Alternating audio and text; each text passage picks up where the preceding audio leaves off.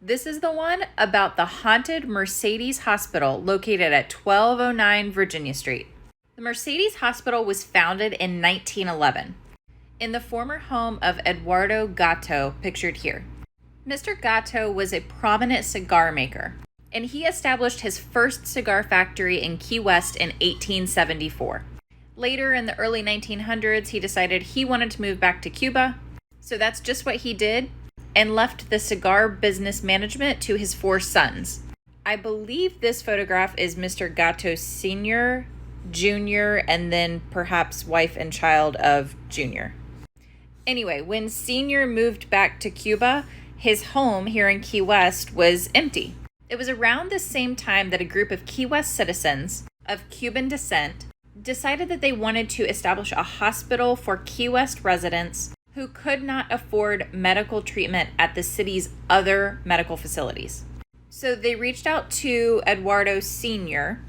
and asked if he would be willing to lease his home to them for free so they could run the hospital out of his home. He very generously said yes, and because of that, the new hospital was named for Mr. Gato's wife, Mercedes. Naturally, the funds were very tight for the hospital.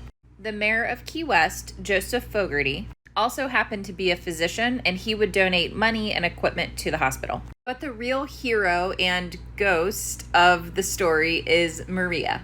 Now, Maria's full name, and bear with me here, was Maria Valdez de Gustens.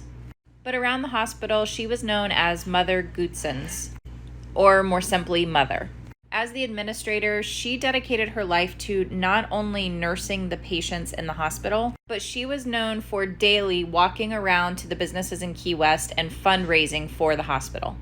Sadly, in 1941, Maria's health began to fail, and she was forced to retire from the work that she loved so much. Later that same year, she passed away.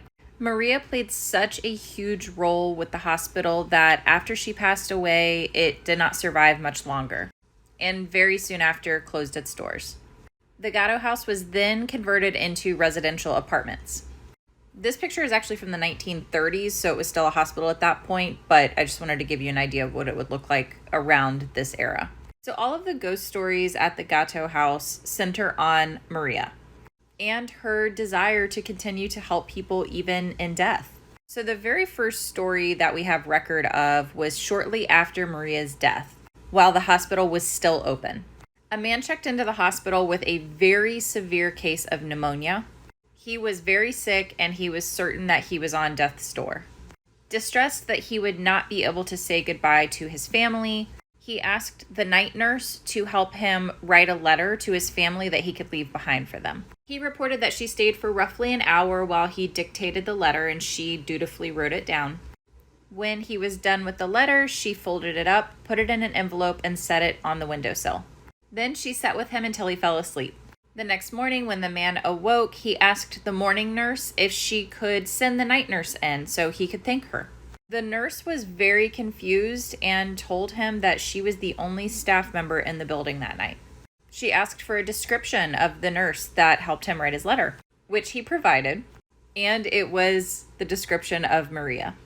The man then pointed to the letter that was sitting on the windowsill, and when the morning nurse looked at the letter, she recognized Maria's handwriting. By the way, I took this photo of the house today. It still looks somewhat similar to those historic photos. So the more recent ghost encounters tend to be pretty similar, and they're all something along the lines of this.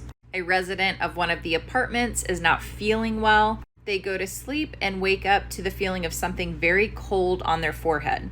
When they open their eyes, they see a woman with white hair standing over them with her hand on their forehead. Sometimes she's checking their pulse.